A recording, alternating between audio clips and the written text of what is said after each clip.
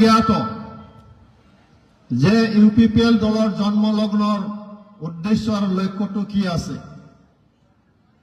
R ইতিমধ্যে আমি সকলে ইউপিপিএল দলৰ যোগদান কৰে আমাৰ বড়োলেণ্ড অঞ্চল সৰ্বাঙ্গীন উন্নতিৰ কাৰণে সকলো জাতি জনগোষ্ঠীৰ মাজত সমন্বয় গঢ়ি তুলিবৰ কাৰণে সমমৰ্যাদাৰে জীয়াই থকাৰ কাৰণে ইউপিপিএল দলৰ থাকিয়ে সমাজখনৰ কাম কৰিবৰ কাৰণে আমি সকলে একবদ্ধ হৈ পেলাই আমি কাম কৰি আছো।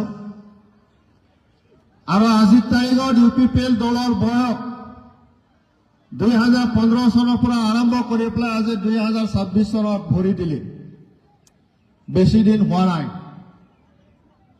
আৰু আমি ইউপিপিএল দলৰ এই যিটো 10 বছৰীয়া যিটো বয়স, আমাৰ 10 বছৰীয়া বয়স 11 বছৰত আমি ভৰি দিছো।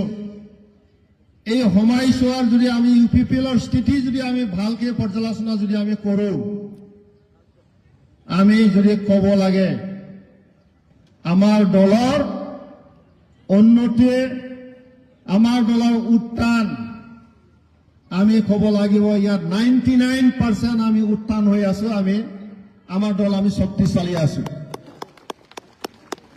2015 চনত আমি আমাৰ জাৰ্নি আৰম্ভ কৰিছিলো আৰু 11 বছৰৰ আমাৰ এই জাৰ্নিত অকল আমি এইবাৰ মাত্ৰ ৰাজনৈতিকভাৱে আমি পৰাজিত হৈছো।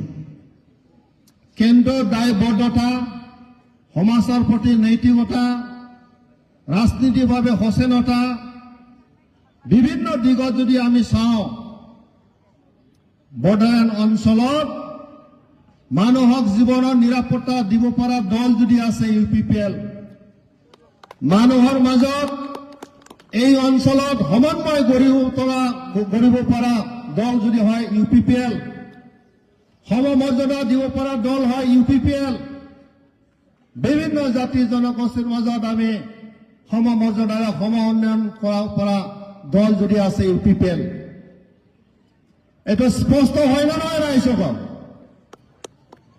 এই কথাটো মই কিয় কৈছো, আমি দেখিছো 15 বছৰ